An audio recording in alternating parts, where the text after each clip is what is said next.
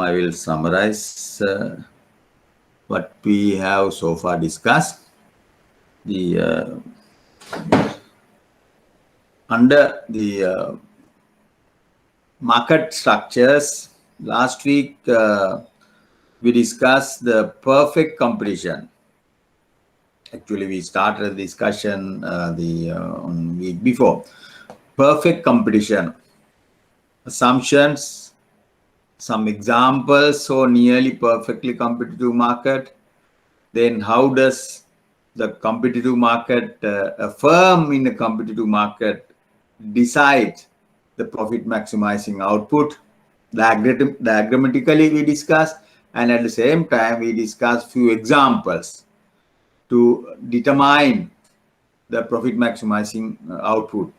A firm objective is to maximize the profit. Then how does the firm in this large industry, competitive industry, decide the profit maximizing output? Then we said firm faces horizontal demand curve, perfectly elastic demand curve.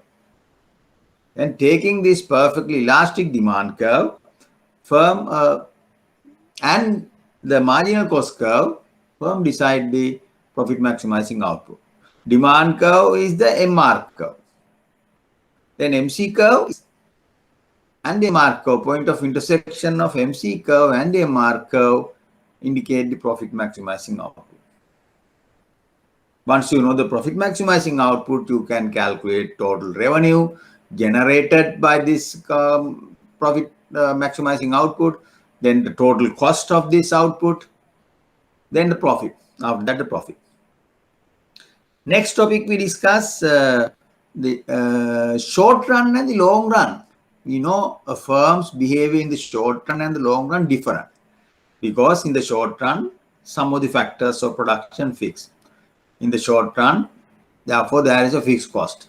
But in the long run, no fixed cost. All cost components are variable. Therefore, their behavior of a firm in the short run and in the long run different. Then short run, we have 4 cost curves. Long run, we have 2 cost curves, AC and DMC. In the short run, we have AC, AVC, MC, AFC. Then using in the long run, we said, in the short run, we said, firm will produce the output up to the point where minimum point, where MC cuts the minimum point of the ABC curve. Firm will produce. Sometimes at a profit. If the market price is very high, firm can definitely make profit. In intermediate level, there is a one point, the price is slightly less. In between average cost and the ABC curve, then firm cannot make profit. But this is in the short run, firm will produce. But the cutoff point is the shutdown point. Firm will go on and up to the shutdown point, shutdown price. So price varies. Market forces, according to market forces, price will go up or will go down. So the firm is a price taker. So in the short run, one important concept is the shutdown price. If the market price falls below the shutdown point, firm will shut down the plant temporarily. See policy, wait and see policy. Firm will shut down. In the long run, they will shut down, but permanently. That is that interesting point. If the market price falls below minimum of AC curve, firm shut down the plant completely, permanently. Exit the market. They will go and start a new business, new trade. Right? After that point, we discussed the final. Point we discussed, the firm in a competitive market can make economic profit only in the short run. In the long run, firm's economic profit will be zero. Economic profit will be zero. That doesn't mean firm is not making any accounting profit. Even in the short run or in the long run, they can make accounting profit. Your balance sheets, you can see some profits. But economic profit, zero. Firm can make economic profit only in the long run.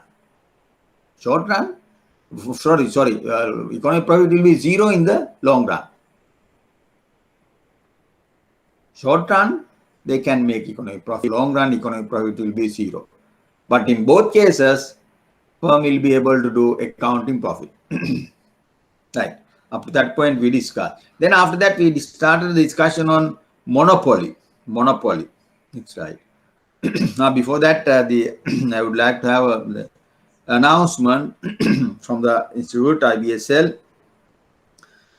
There's a lecture evaluation. The form, lecture evaluation form, has been uploaded to your computer.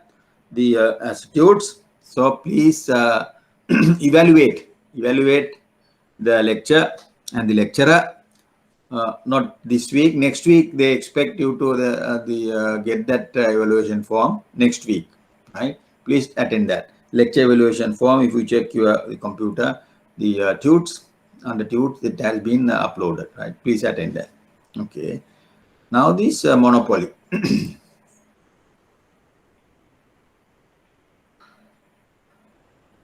I'm going to press it now. Yes.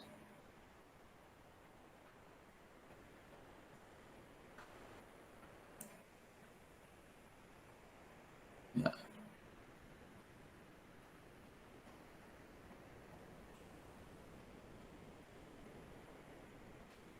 Can you see me? If you can't see me, or if you can't hear me, please tell me. Please tell me. Please tell me. Right? Okay. Other extreme of the market structure, pure monopoly. Pure monopoly. Single seller. Large number of buyers. This single seller produces a good which has no close substitutes. No close substitute. Then only you can have the monopoly power. The single seller is called a price maker because this product has no close substitutes. Price maker or the price setter. Then this single seller faces the market demand curve, entire market demand. He owns the entire market demand curve and produces. Taking the market demand curve, seller could decide either to decide the price and demand curve will determine the quantity. Or firm can decide the quantity.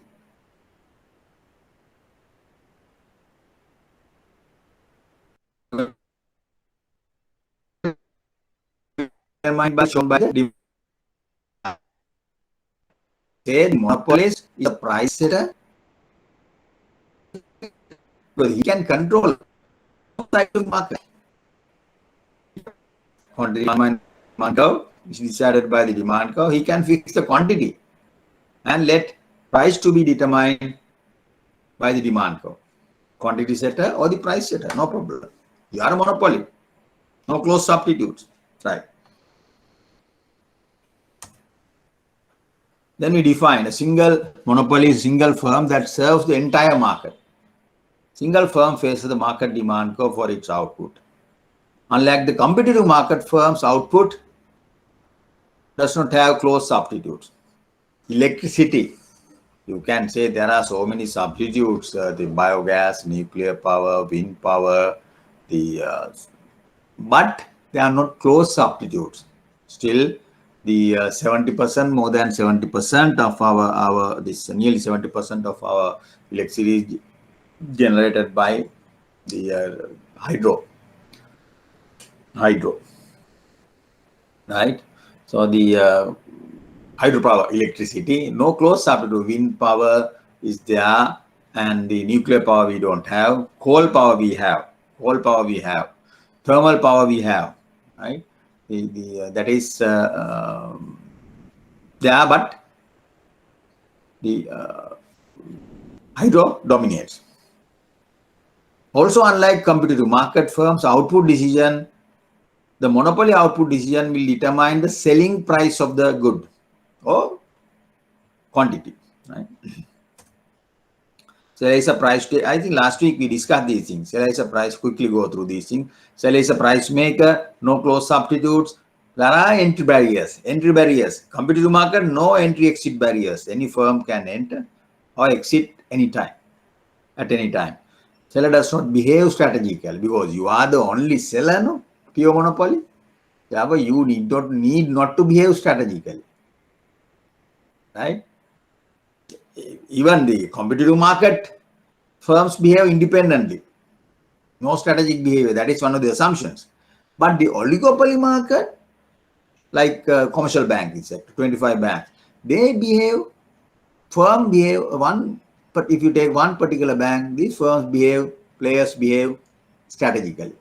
In the case of pure monopoly, this particular market, you need to have a strategic behavior. Right? Buyers are price takers, poor price the consumers, we. If you go to the competitive market, monopoly market, oligopoly market, monopolistic competition, we are price takers. Price is determined by the market forces. Right, market forces. Now we are going to draw this diagram. This diagram, I will go to the board. Now the monopolist faces demand curve. Monopoly faces market demand curve.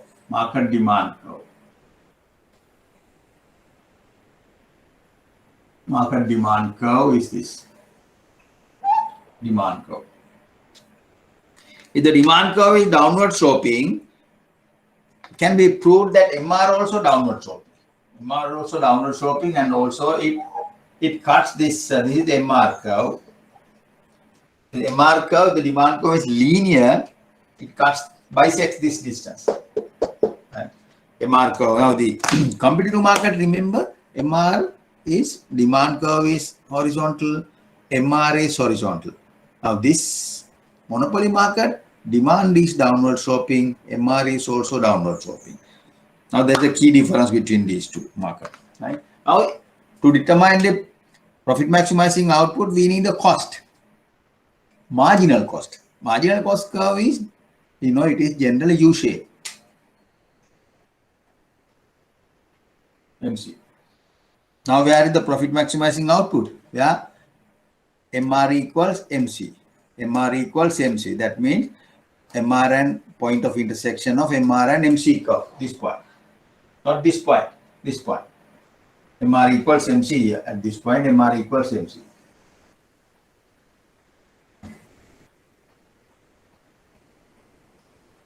MC. This is the profit maximizing output. QM. QM is this. Now, when the firm produces QM, monopolist produces QM, at what price it can sell this output? Firm produces QM. What price? Demand curve shows the price. You go to the demand curve. Determine the price. This is the price. PM.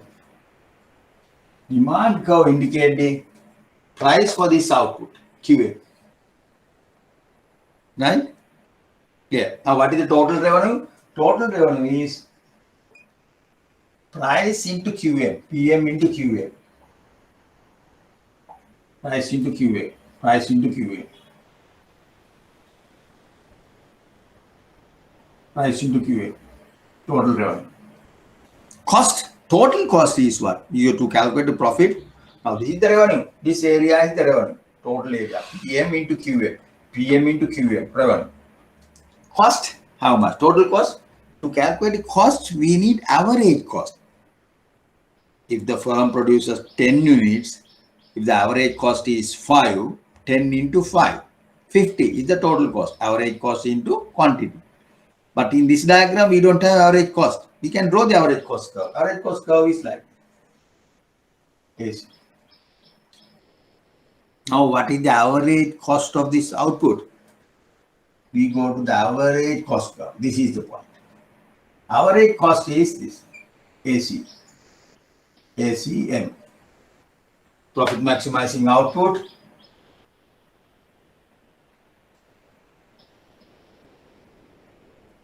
Price Average cost. Total cost is how much? Average cost into quantity. Average cost into quantity. Total cost. ACM into quantity. This area, small area. Bigger area is the revenue. Small area is the cost, total cost. What is the profit? Profit is gap between these two, revenue minus cost. This will be the profit.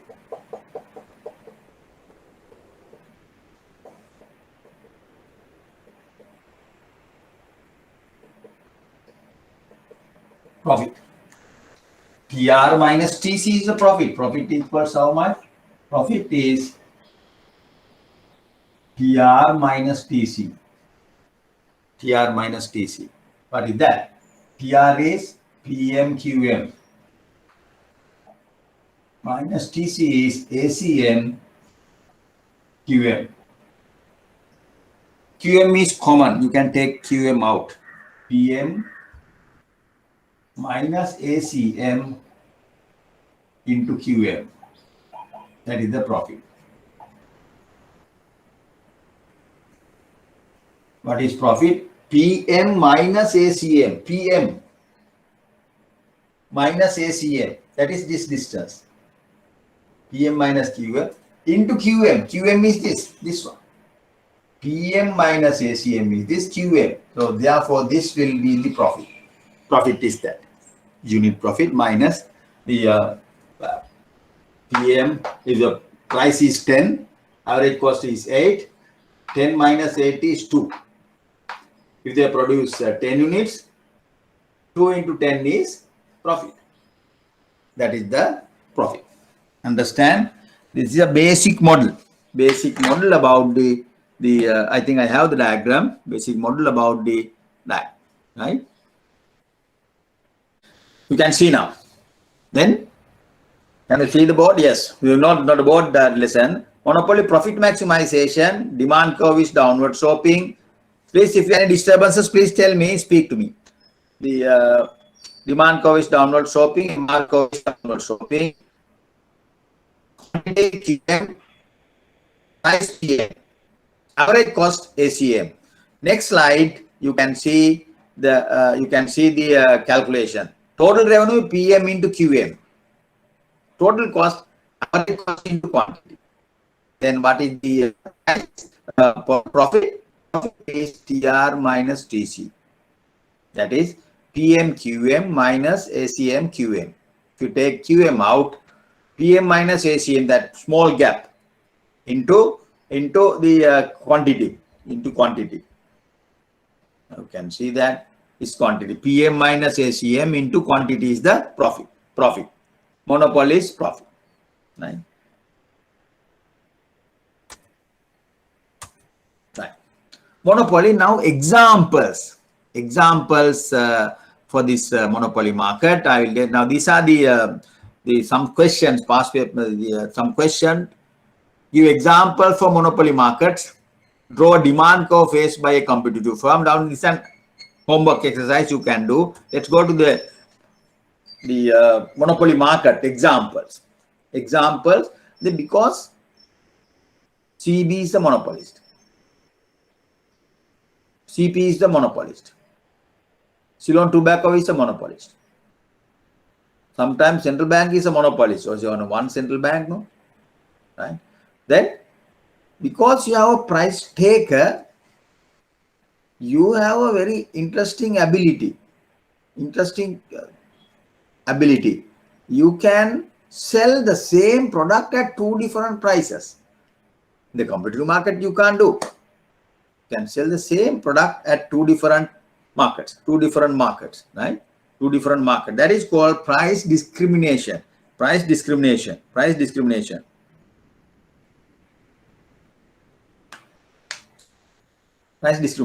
Now, these are the examples of price discrimination. I'm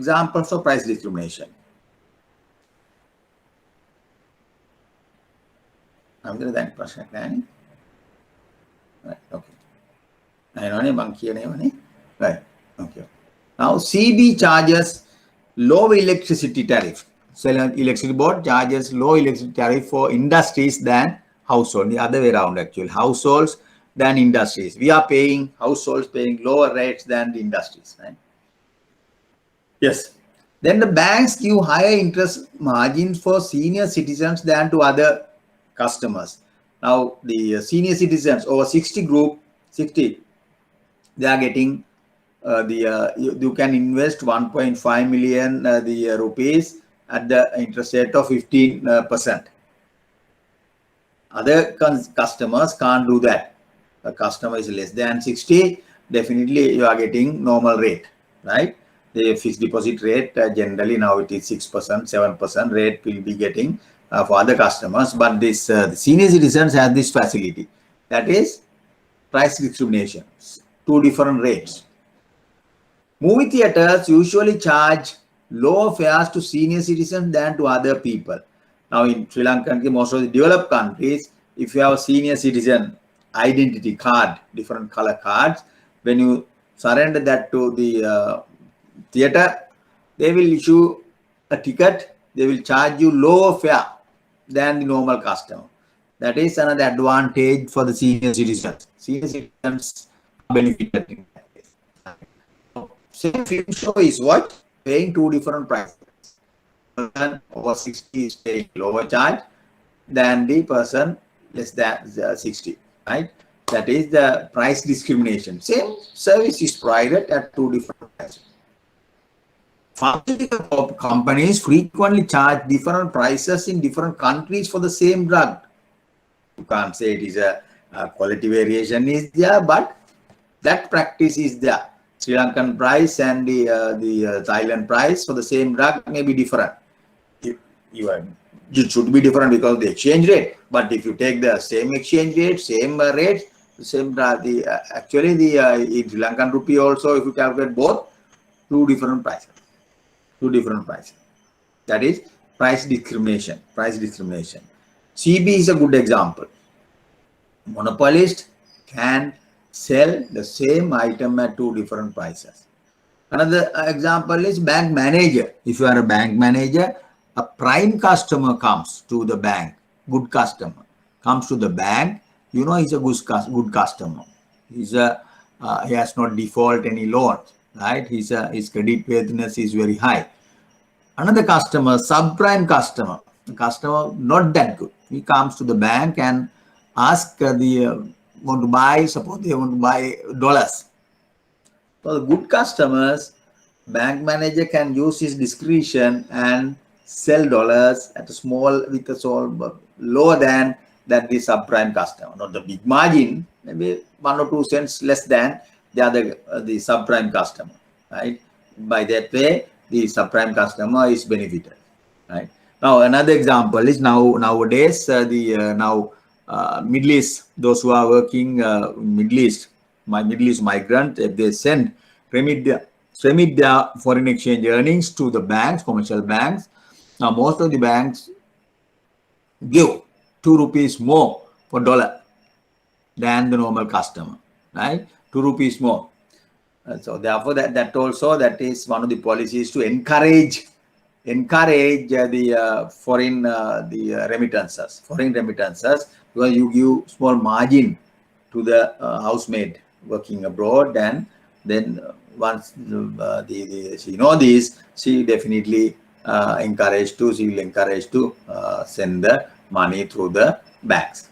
Right? That is the one, without doing some hawala or Hyundai system, informal system. So therefore that is a good system. But there are especially these Middle East countries, Italy or some other developed countries, there's another system called, if you don't send money through the commercial banks, you can send money through informal methods. For example, those countries, Italy, there are some collectors, agents. So you go to these agents and give your euro earnings to this person. That's all. If you have €1,000, you give this 1,000 euros to this agent. Agent arrange this recipient to get the money in rupees. Following day, within 10 minutes time, this recipient will get in rupees. Euro doesn't come to this Sri Lanka, but rupees will be delivered to the person's house. That is called Hawala system, Undial system, Hawala system. That is illegal, but system is efficient, right? If you try to send those money through the commercial banks, it takes some time. If you send deposit today, maybe 2 days, 1 day, at least 1 day, 2 days time, you will get the Sri Lankan recipient will get the money. But the other Hawala system is efficient. That's why people used to go there. Maybe they are paying higher margin. That's different. Another thing is these dollars or euros, as these euros doesn't come through the banks, these euros doesn't add to our foreign reserves. That is very serious disadvantage Sri Lankan the country point of view. These dollars or euros does not add to our foreign exchange because it doesn't come to banking system, no? Right? That is the reason the most of the countries have, almost all the countries have banned illegal. It's not a legal system of sending money, but can't help. Some people use this money. But when you give this 2 rupee margin to this Middle East remittances, what will happen? There's a tendency to people to send money through the commercial bank. You are getting definitely, you give publicity to this 2 rupee margin to others. There are so many newspaper advertisements, TV advertisements are there. Then when this message passed to this Middle East migrant, foreign workers, then the tendency is to send the money through the banks. Only banks give this 2 rupee margin. Right? That's the thing. To discourage Hawala system. This is one of the measures to discourage Hawala system. But main objective is to get more dollars to the banking system. Get more dollars to our reserves. Right? That's right. Okay. Now that is also another example for this the price discrimination. Administrative measure. But it's a good measure. You are getting, if normal customer, if I send $1, if I are getting 200 rupees, if you are working abroad and if you send $1, you are getting 202 rupees, right? That is there's on encourage people to send their earnings through the banking system, right? Okay, that is a different approach. Price discrimination. Why the monopolists can do this? You adopt this policy because you are a price setter. You are the only person in the market, Therefore, you can do anything, right? Okay. Now, another example, expressway management company charges different fares for different types of vehicles.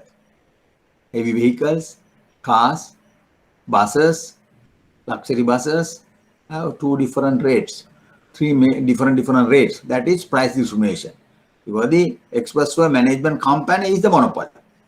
Then you say, okay, you are driving a car, going here to Matara, maybe 650 rupees. That's all. If you drive a lorry, maybe I'm not quite sure, 750, more than that. That is the price discrimination. You are a monopolist. You are a price setter. Right? Pricing of detergents, another type of price discrimination. Then this is also price discrimination, but you can't understand. It is. You can understand, but the thing is, you have to do some calculations. Pricing of detergents, washing powder, 1 kg pack, 100 rupees.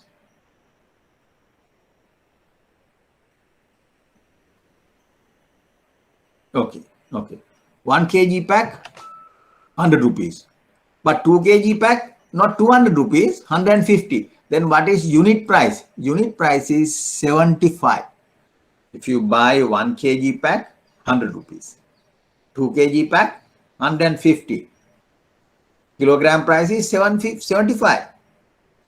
2 kg pack is not 200. That's a normal pricing practice.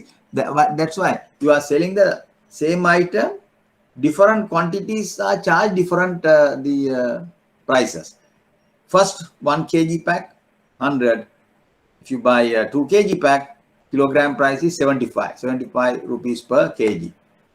Right? That is also coming under price discrimination. This kind of price discrimination is called second degree price discrimination. Second degree price discrimination. Or block pricing. Second degree price discrimination. Degree. First degree, second degree, third degree. This is called second degree price discrimination. Second degree price discrimination means the seller announces the pricing policy to the customer. Okay. If you buy 1 kg pack, 100 rupees. Price is tagged. 2 kg pack, price tag says 150. That is the pricing policy is announced.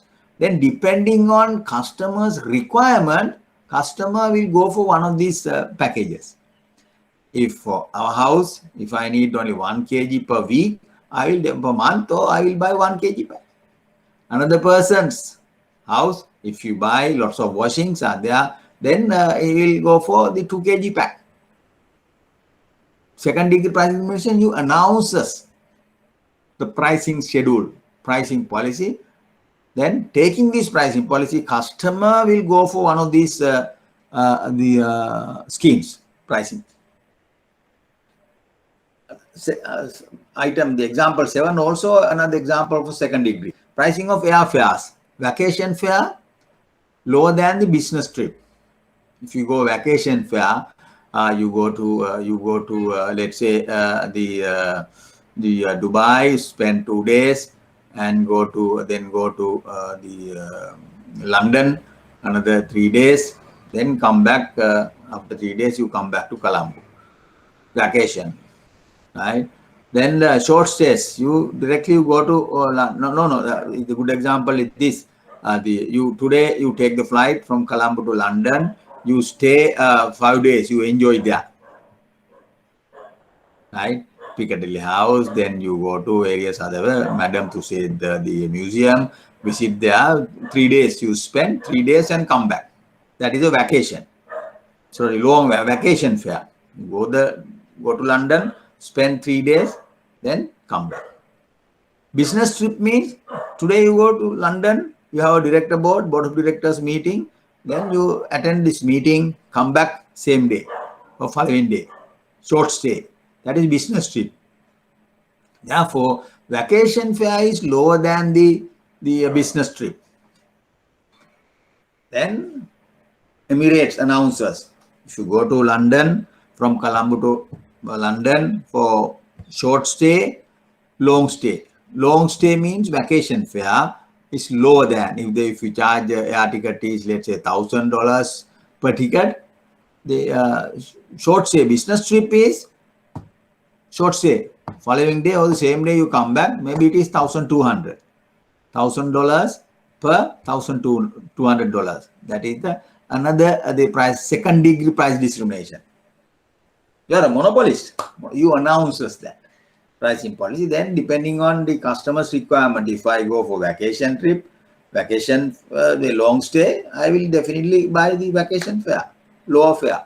If I go for a business trip, I don't have a choice. No, and other thing is I can't stay 3-4 days. No, definitely I am compelled to buy this business trip. It is higher, right? That is also price discrimination. Right?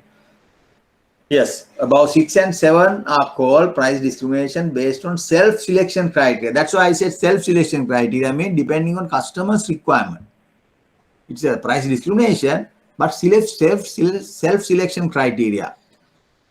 If you need 1 kg for your household, you buy 1 kg. 2 kg, you go for 2 kg. Self-selection. If you go on business trip, you buy the higher fare ticket than the short stay trip, right? That is the price discrimination.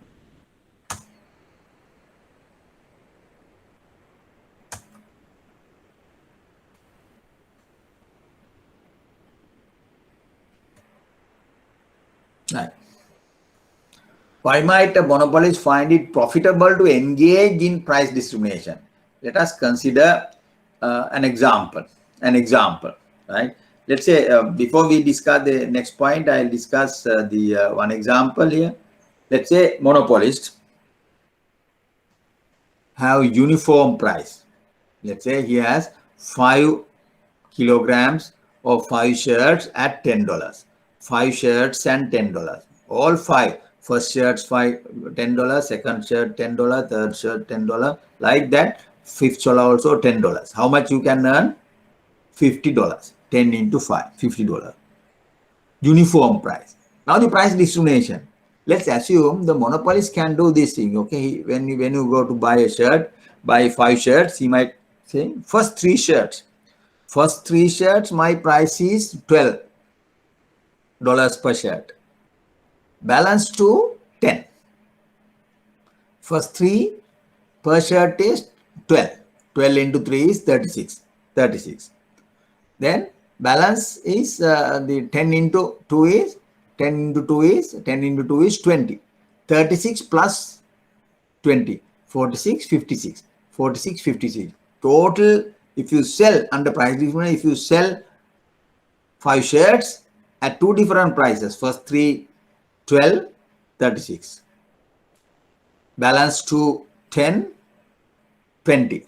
36 plus 20 is 56. Uniform price, all 10. 10 into 5, 50. 50 versus 56.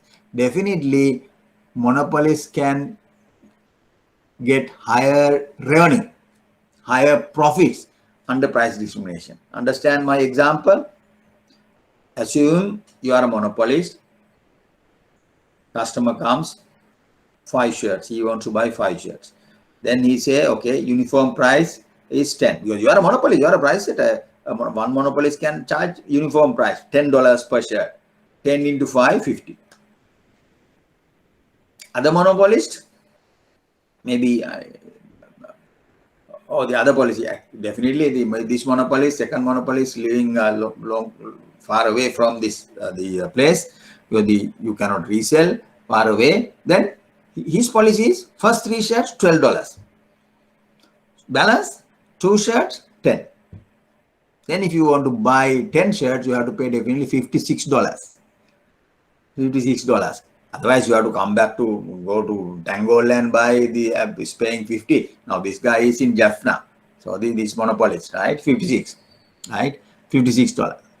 So otherwise, it is the policy, price discrimination policy. When the monopolist is in a position to discriminate price, selling item at 2 different prices, he can get higher revenue. Higher revenue, total revenue. If the cost of production is the same per shirt, then your profit will be higher. Profit will be higher. Understand? So price discrimination can be implemented by a monopolist only. Only monopolist can implement this kind of pricing policy because he is a pricer. If he use price discrimination, he can get higher total revenue. Get higher total revenue and higher profit. Now we'll read the second point. A manufacturing firm, Comfund, name of the manufacturing firm, is the sole supplier of a popular software play kit in the market. Play kit, right? Manufacturing firm, this play kit is there. The marginal cost of production of the product is $10. Play kit, marginal cost is 10. Suppose there are 2 customers, namely Rumesh and Suresh. Rumesh and Suresh. Rumesh is willing to pay $30 to buy the play kit. Maximum he is willing to pay. If it is $30, I will definitely buy. While Suresh is willing to pay only $20. He can't afford $30. He might say, my maximum billing price is $20. I am willing to pay $20. Willingness to pay for 2 customers is known to the firm. Firm, not this. When Rumesh comes, Rumesh enter into the shop. Seller knows, okay, he is willing to pay $30. When Suresh enters, the seller knows his willing price is slightly less. It is $20. He's willing to pay. Okay, now let's see 3 pricing policy, 3 types of pricing policy. This monopolist, this manufacturing firm can implement. Next one. calculate monopoly profits when price $10. $10. Monopoly announces price is $10. Marginal cost is the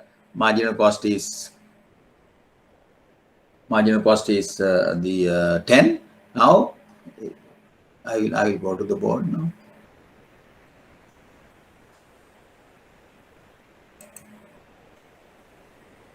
Right.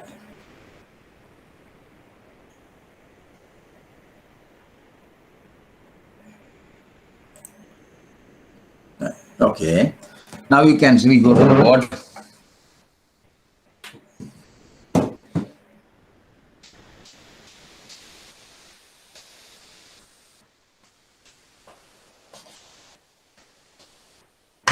I believe you can see the board now. You can see the board. Marginal cost of the product is $10. Romesh willing to pay $30 for this product. Buy one pack. Suresh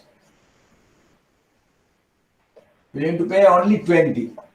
Willing price, maximum willing price 20. Then monopolist first pricing policy is, he say okay, per pack it is $10. Price is $10. What will happen? Both Rumesh and Suresh will buy one. Agree? Because the price is $10. Rumesh is willing to pay 30 to buy one. So definitely he will buy because the selling price is $10. Suresh also will buy because the selling price is 10, his willing price is 20. Therefore, definitely he will buy one. But the thing is, what is the profit? You can sell one for the Rumesh at 10. Marginal cost is 10. Therefore, 10 minus 10. Plus, Suresh what will have? Suresh will buy one, paying 10. Marginal cost of this is also 10. 10 minus 10.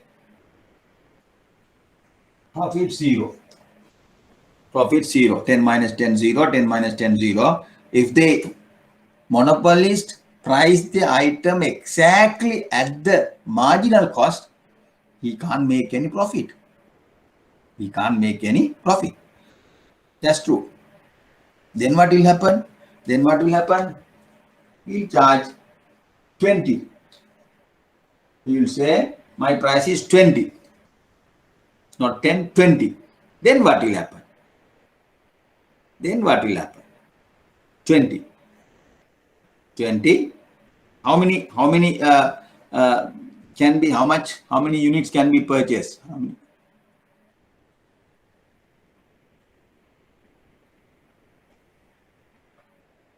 Yeah, 30, 20.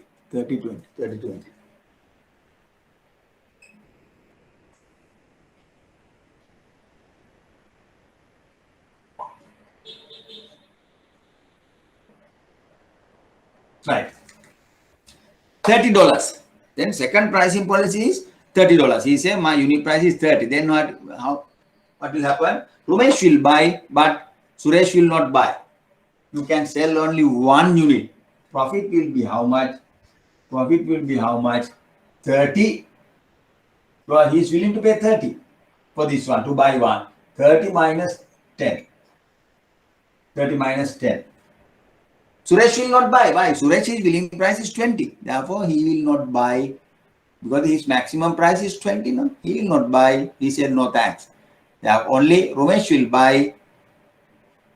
Profit will be 20. Second pricing policy 20.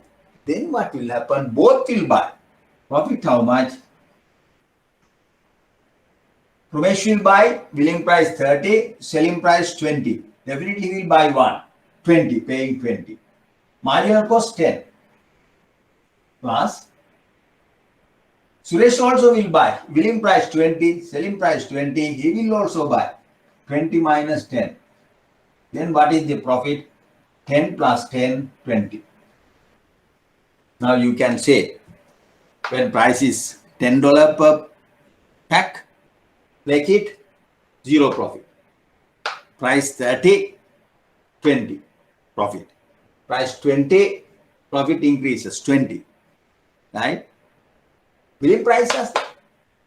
Now we discuss next policy is this one.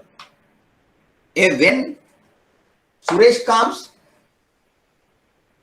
when Rumesh enter to the shop, monopolist know his billing price is 20. Right? 20, he say, sir, price is 20. Price is 20. He is happy, he will buy one. Profit. 20 for Suresh, minus 10. Why it is minus 10? Marginal cost you have to deduct. Plus, what will happen? Then, following day, or after some maybe 1 hour's time, once Rumesh go there, Suresh go, after Suresh, Rumesh comes. When Rumesh comes, monopolist know, willing price, he is willing to pay 30. He say, my price is 30. Definitely, Rumesh is happy. Rumesh will buy one. 30 minus 10. Now what will be the profit? 10 plus 20, 30. 20 minus 10, 10. 30 minus 10, 20. 20 plus 10 is 30. Now you can see uniform, up to this point, uniform prices. Uniform prices, price 0, 20, 20. Discriminated prices, you get higher profit, 30, 30, right? Higher profit. Then you are a monopolist, no? You can do whatever you like. You can do whatever you like. Therefore, now this analysis is very important. Number one, monopoly should know the buyer's willing price. Yes, he has to have an idea his demand curve, his willing price, how much he is willing to pay per unit. Then only he can, this is requirement to have the monopoly, the price discrimination policy. You should be a price setter, number one. Second one, requirement is you should know each and every customer's willing price, or have an idea about the demand curve of each customer. Rumesh is willing to pay 30. Suresh is willing to pay 20. That information should be with the seller. Otherwise, he can't use the price discrimination. Right? That is the thing. There's another requirement. Reselling should not be possible. Reselling. Suresh buy at a lower price, then sell little bit margin to Rumesh. So that is also then the monopolist will lose the market. Only Suresh go in, buy 2 packs, he keeps one. The other one, he will sell to the Rumesh at a small margin, with a small margin. That is called reselling, arbitration. So arbitration should not be possible. Reselling should not be possible. If it is possible, monopolists cannot exercise this price discrimination. Number 2, customers' willing price. Monopolists should know the customers, should have some idea about the customer's willing price. No selling price, no reselling. Willing price should be known to customer. Third one is you should be a price setter. Price setter. These are the 3 main requirements. 3 main requirements to have a successful price discrimination. Successful price discrimination, right? Price setter, willing price should be known. Arbitration we should be able to stop arbitration. Arbitration. That is the one.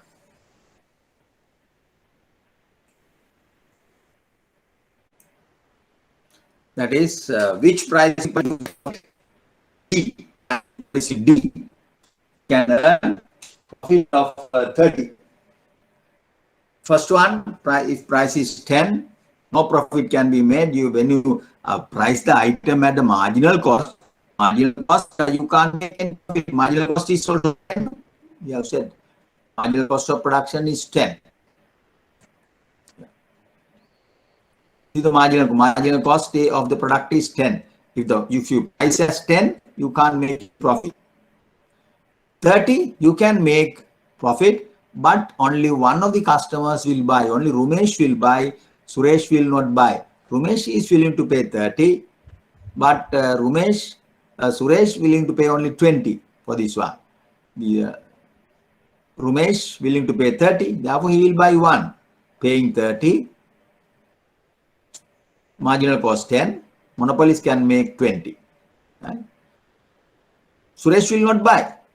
So the price is 30, his willing price is 20. Therefore, definitely he will not buy. Maximum willing price. I am going to buy the item if the price is 20. Everybody has a willing price is a hidden characteristic of the customer. Hidden characteristic, we call it.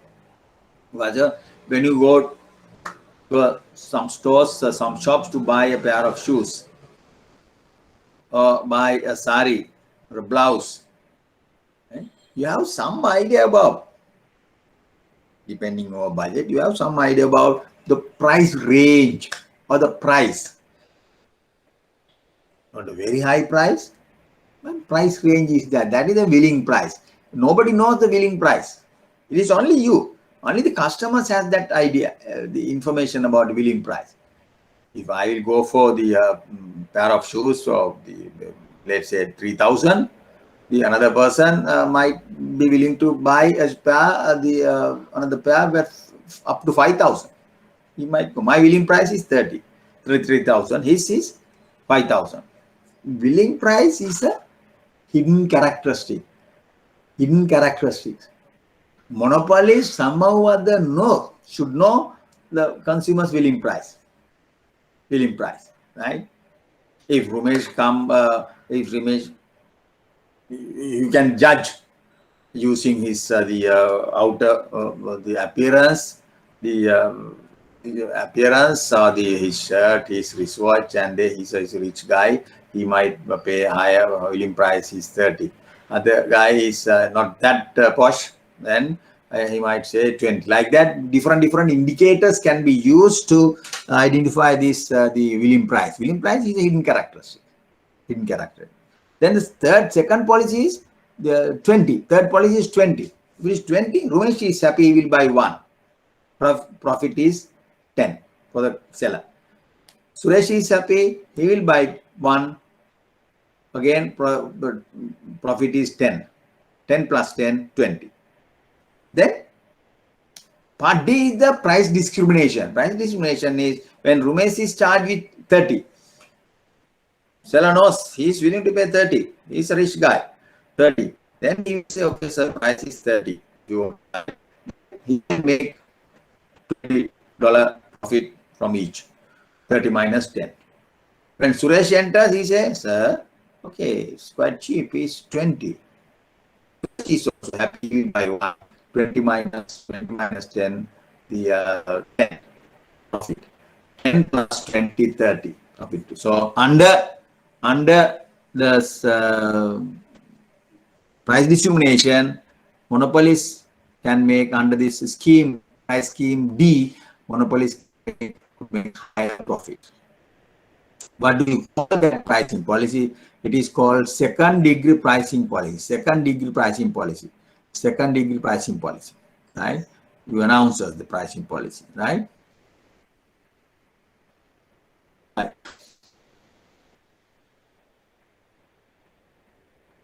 Conditions necessary for price discrimination. Firm must be a price maker or price setter. The firm must be able to identify consumers with different willingness to pay. In other words, you can, within brackets, you can pay the different demand curves. Demand curves. You should know the demand curve of the customer, right? Demand curve of the customer, right? Now, for example, in Sri Lankan case, the Ferrari or the Porsche demand for Porsche, right? Then is not that high. There are So or the what do you call very expensive cars, demand is very small. But generally Toyota, Hyundai, then Honda, Nissan, the demand is very high. Overall demand. Nobody should know. If you buy a very expensive European car, we can't have market here. But the Japanese cars, these brands, demand is so monopoly should be able to predict, get an idea about the willing price of the customer, willing price, and shows the willing price, consumer's willing price. Third condition is consumers must not be able to engage in arbitration or reselling. This is the type of reselling. They should not be able to buy reselling. For example, if I have the question, now this the LP gas current price is 1,495, let's say 1,500, 1,500, 12.5 kg gas, LP gas, 1,500 rupees, right, in Colombo. With yesterday, we bought, I bought one cylinder, the paying 1,500. Right, there's a transport. The cost is the three-wheel driver. He might charge 100 rupees or 70 rupees per trip, but price is 1,500. Colombo price in 1,500. Now my question is: suppose this last price, this cylinder in Anuradhapura, the 1,700. Colombo 1,500, Anuradhapura 1,700. Is this price discrimination, will that be effective? My question is that. Can they say two different prices in two different locations? Colombo 1,500, Anuradhapura 1,700. Will this kind of arrangement will survive? Is this price discrimination? Or is it stable price discrimination? What is your answer? Tell me. Think of. Colombo 1,500 gas cylinder, Anuradhapura 1,700 gas cylinder. This will be stable price, and the monopolies implement this kind of pricing policy. Yes, 1,500 versus 1,700. Can this company implement this pricing policy? If not, why? Tell me, answer me. Tell me. Yes? If not, why? I tell you the answer, monopolies cannot implement this pricing policy. 1,500 versus 1,700, he cannot implement. Because if the Colombo is 1,500, he might charge only the 1,555 Anuradhapura, not 1,700. He can't. Why is that? What will happen? What will happen? If I am quite rich, I will buy lorry load of cylinders, gas cylinders from here, Colombo, send that to Anuradhapura. I will sell that at 1,600, not 700. I can make profit, 1,600. Right? Company is selling at 1,700. I will be the middleman. There will be another market. I will buy gas at 1,500, transport that to Anuradhapura, sell at 1,600. Right? That is not 1,700. I can make money. Right? I can make money. Right? That is one. You cannot charge. You cannot so the price reselling should not be possible. You should be able to stop the reselling. Market should be geographically separated. Now, Japanese cars are expensive in Japan than in US. Right? Japanese cars are expensive in Japan than in US. Geographically separated. The US market is competitive. The cars coming from the European countries, then the Central American countries, Brazilian cars, Colombian cars are coming, German cars are coming. Market is highly competitive. Japanese cars are going highly competitive, but Japanese market is not that competitive, right? Restricted. Therefore, the monopoly can charge higher price. In compared to competitive price, more substitutes products are there, more elastic. Therefore, then you can't have a very high price in America, US. But Japanese market is protected. You can charge higher price, right? So the reselling should not be possible. Reselling should be arbitration. That is why I gave one example. Reselling, if reselling is possible, the pricing policy will not be effective. Colombo 1500, Anuradhapura 1700 policy is not effective. But Anuradhapura, maybe price will be slightly higher, 1505. Why is that? Transportation cost is there, no? Transportation cost. Now, price discrimination is over and above the price discrimination, right? Over and above the price discrimination and subject to reselling. Reselling should not be possible, right? Price discrimination, types of price discrimination. We have discussed this in detail. Types of price discrimination: first degree, second degree, third degree. First degree, second degree, third degree, right? Yes.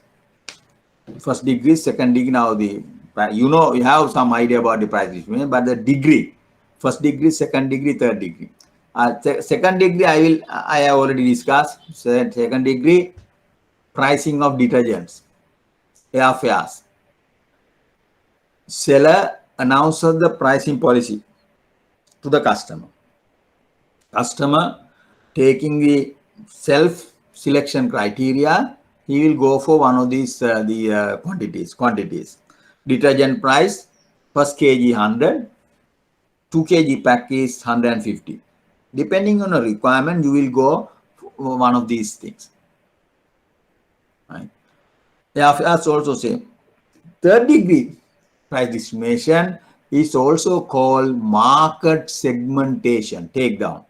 Market segmentation. First degree, second degree, third degree. Second degree, you know what is second degree. Third degree means the market segmentation. It is called market segmentation. Japan and US. Japanese manufacturer can sell cars in Japan. Also, they send cars to US and US market and sell the cars. Right? Reselling is not possible. You can charge at higher price. The car may be $20,000 in US. In Japan, per car price is $20,000 per car. US market is competitive. More substitute products are there. You cannot sell the car at 20,000, maybe 15,000. Competitive prices. Japanese car, 20,000 versus 15,000. When market is more and more competitive, gutted with more and more products, competitive with different brands, you can't charge very high price. Japanese market is bit protected. Some taste is also the Japanese are willing to go for their own product. That also this patriotism is there. They are willing to buy. They don't want to buy the other cars, other brands. That also one factor. Therefore, monopolies can sell the cars at higher price than US. US market is competitive. That is called third degree price discrimination or market segmentation. Market segmentation. Take down market segmentation. So the transportation cost is very high, huge. Geographically, two markets are geographically separated. Now, this example, the gas Colombo 1500, Anuradhapura 1700 is not working. It is not market segmentation. Why? Reselling can be done. Therefore, we cannot have successful price discrimination policy. Third degree is also called market segmentation. Second degree is example detergents, airfare, that is self-selection criteria. Seller announces the pricing policy to the customer. First degree is highly the pricing. The customer, no seller can use this first degree. That means every item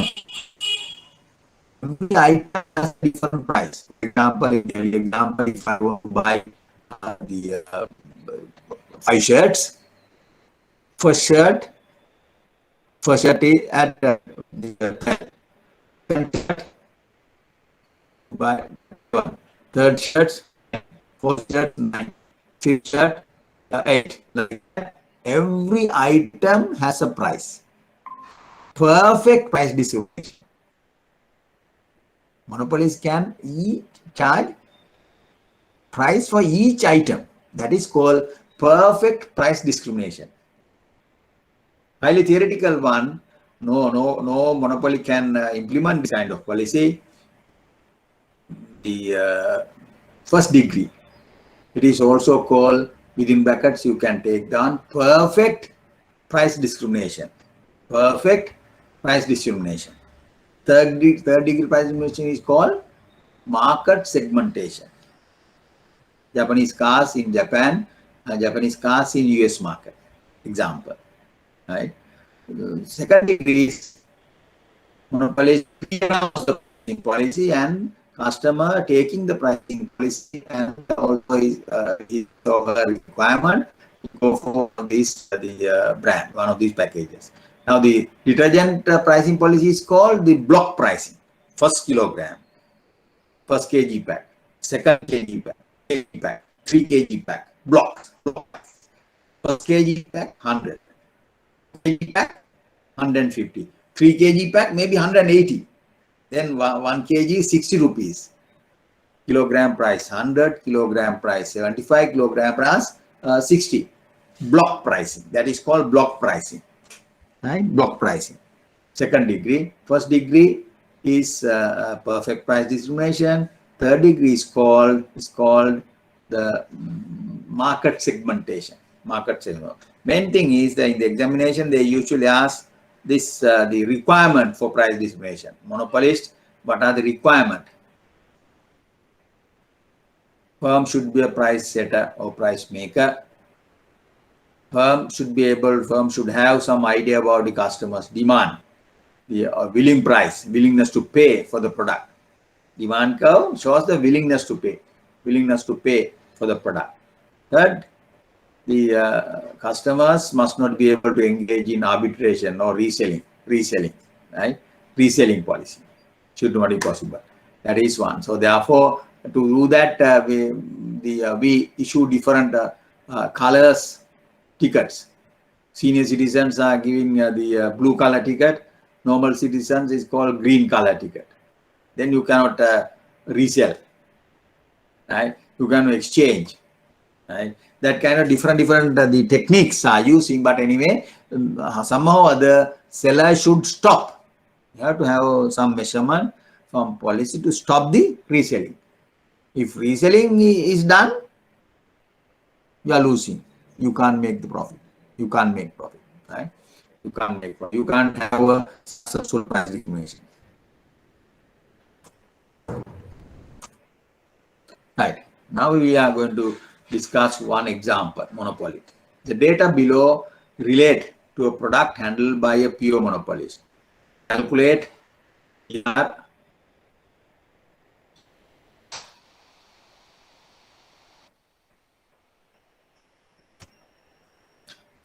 TR, MR, MC schedule. You can easily calculate.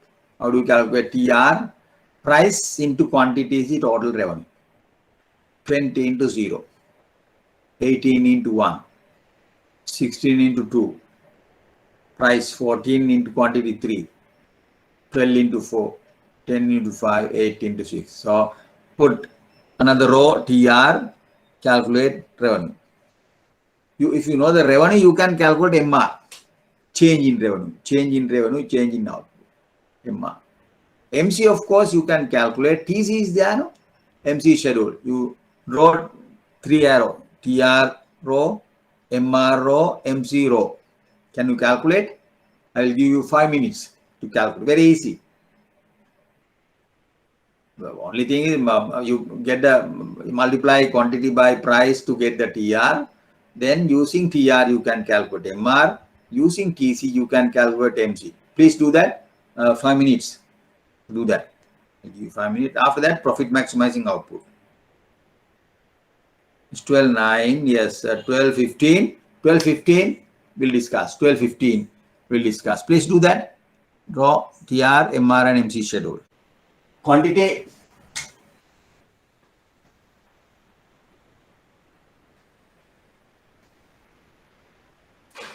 Total cost, price, total revenue, you have to calculate TR, MR, and MC. TR you can easily calculate. How do you calculate? Price into quantity, 0. 20 into 0, 18 into 1, 16 into 2, 32, 14 into 3, 52, 12 into 4, 48, 10 into 5, 50, 8 into 6, 48. MR. What is MR? Change in total revenue divided by change in output. 18 minus 0 divided by 1 minus 0. 18. 32 minus 18. 32 minus 18 divided by 2 minus 1. 32 minus 18. 16, no? 16. Sorry.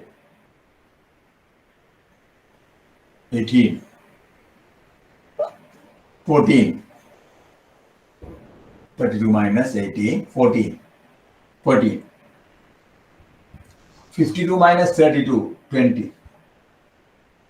48, 52 minus 48, 52 minus 48. That is 42, sir. Sorry? Not 52, is 42, sir. You are right. Thank you. Thank you. Yes, 42. Yeah, I was. Thank you. Then, yes. Then that is 10. You are right. Then R is 6. Thank you. Then that is minus 2. 48. 48 minus 50. No, sorry. 2 minus 2. 2 minus 2. 2 minus 2. 48 minus 50. 50 minus 48. 48 minus 42. 42 minus 30. Like that. MC, you go to the total cost cell. MC, 20, that is 25 minus 20 divided by 5. 28 minus 25, 3. 33 minus, then 28 minus this is the 3. Yes. Then this is the 5. 33 minus 39, 6. 39 minus 48, 9. 58 minus 59, 11. Right? Yes, correct. That's all. Then last, we have answered the first part of this question. Calculate TR, MR, and MC. Calculate the profit maximizing output and the profit. What is the profit maximizing output for any firm? Any firm, monopoly firm, competitive firm, oligopoly firm, monopolistically competitive firm, it is MR equals MC.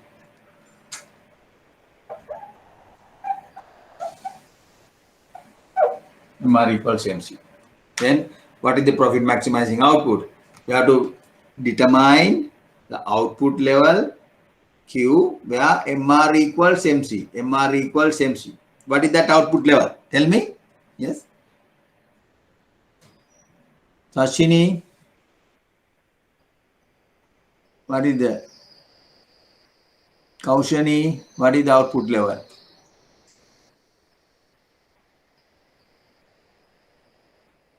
Sean? What is the output level? So still Yes? calculating. What is the profit max output level? Yes. How much? So, What is the?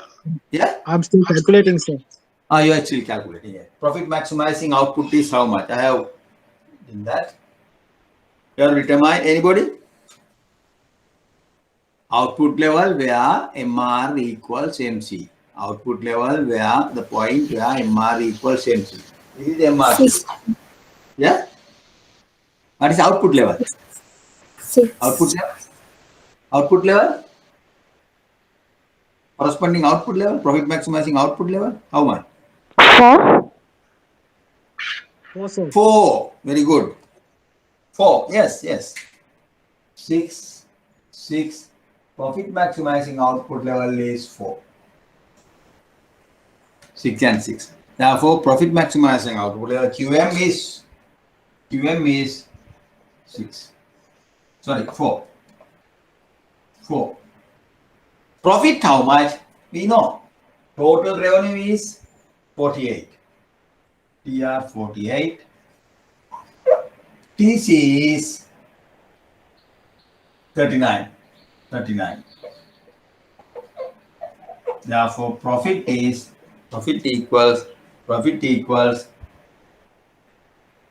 yeah, 11. Profit is 11. Profit is 11. Profit 11. That is the answer. Now I want to draw a diagram, graph. Graphically, can you show that? Can you show? Yes, we can show that. We can show that if I draw it here. Yes. Quantity, you can see, yes. Price, demand curve, MR curve. You can indicate MR. You can tell price, quantity, this MR. Price, quantity versus MR. Quantity versus price is the demand curve. Demand curve, MR versus quantity, MR curve, MC. Marginal cost. Then where is the profit maximizing output? MR equals MC. MR equals MC, that is this one. 6. Sorry, 4. What price you can sell? If you charge 4, the price will be 12. Price will be 12. Price, you go to the demand curve, 12.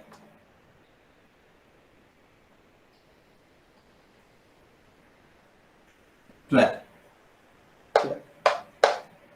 Price is 12. Then total revenue 12 into 4, 48. Total revenue 48. 12 into 4, 48. 48 is the this area. 12 into 4. 12 into 4, 48. Then average cost of this output is how much? Average cost, total cost of this output is 39. Average is 39 divided by 4. Average cost is like this. Average cost curve, remember, average cost curve is like this. Average cost is here. This is the price. MR equals MC. Average cost is this one. Average cost. 39 divided by 4. Total cost is 39 divided by 4 is the average cost. Now, average cost into quantity. Average cost into quantity is the total cost. Average cost 39 divided by 4 into 4 quantity. Total cost is 39. Average cost. Well, I calculated average cost is not given because I calculated average cost 39 divided by 4. 12 is there. 12 is there. Directly you can read out. But the average cost is not there. Total cost is there. You divide that by just to what this graph 39 divided by 4. This into that is the total cost. Then profit is how much this area is the profit level. This is the profit.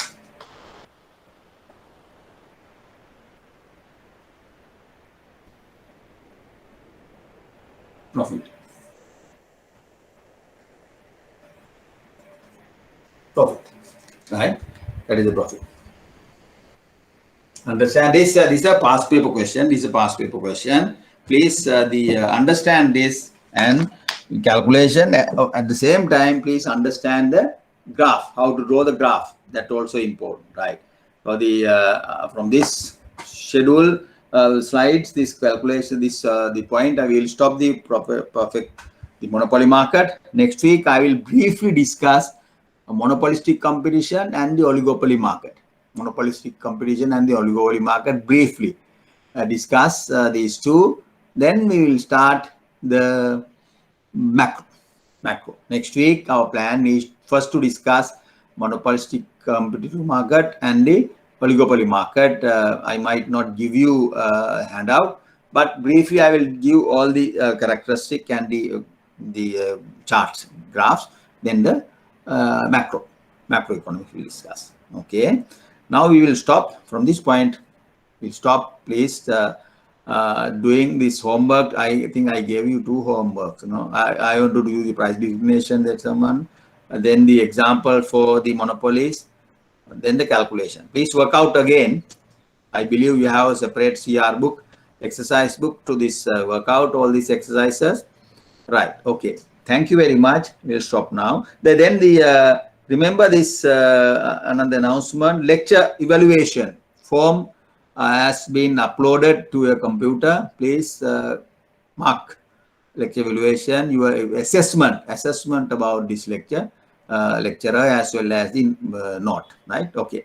Thank you very much. We'll stop now. Thank you.